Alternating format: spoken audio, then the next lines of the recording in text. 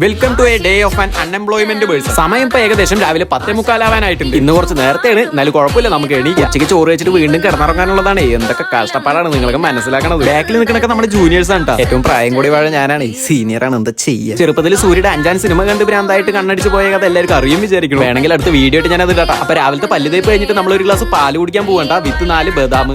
ബദാം ഉണ്ടെങ്കിൽ അവന് ഇറങ്ങുള്ളൂ എന്നല്ലേ നിങ്ങളിപ്പോ വിചാരിച്ച്.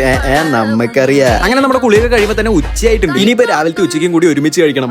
അടുത്ത കഷ്ടപ്പാട്. അപ്പൊ രാവിലത്തെ ഫുഡ് കഴിച്ചോട്ടാ, ഇനി വേഗം പോയിട്ട് ഉച്ചക്കലത്തെ ഫുഡ് എടുത്തിട്ട് വരാം. അപ്പൊ നമ്മൾ ഉച്ചക്കലത്തെയും കഴിച്ചു കഴിഞ്ഞിട്ടുണ്ട്. ഹാപ്പി ആയി, സന്തോഷമായി. ഉച്ചയ്ക്കുള്ള ഉറക്കം അത് നിർബന്ധമാണ്. ഉറക്കം കഴിഞ്ഞ് എണീച്ച് ഒരു ചായയും ഒരു പഴവും. അത് കഴിഞ്ഞ് നമ്മൾ നേരെ പോകണം അമ്മനെ വിളിക്കാനാണ് കേട്ടോ. അമ്മ നമ്മളെ പോലെ അമ്മ ജോലിക്കൊക്കെ പോകും, കള്ളി. അപ്പൊ അമ്മനെ പിക്ക് ചെയ്തിട്ട് നമുക്ക് നേരെ പോവാം. വീട്ടിലേക്കല്ലാട്ടാ, ബേക്കറിയിലേക്കാണ്. ബേക്കറിയിലേക്ക് അടുത്ത പണി വരമ്പത്ത് കൂലി. ഒന്നില്ലെങ്കിലും കഷ്ടപ്പെട്ട് ഇത്രയും ദൂരം വണ്ടി ഓടിച്ച് വിളിക്കാമെന്നല്ലേ. അതിന് കൂലി കിട്ടണ്ടേ? നിങ്ങൾ പറ. കിട്ടണം. കിട്ടി. നമുക്ക് ഈ സോസും തേങ്ങയൊന്നും വേണ്ട, അൺഹെൽത്തി ആണ് അതൊക്കെ. മുട്ട puffs plus lime deadly combination ആണ്. അപ്പൊ ഇനി പ്രത്യേകിച്ച് പണിയൊന്നും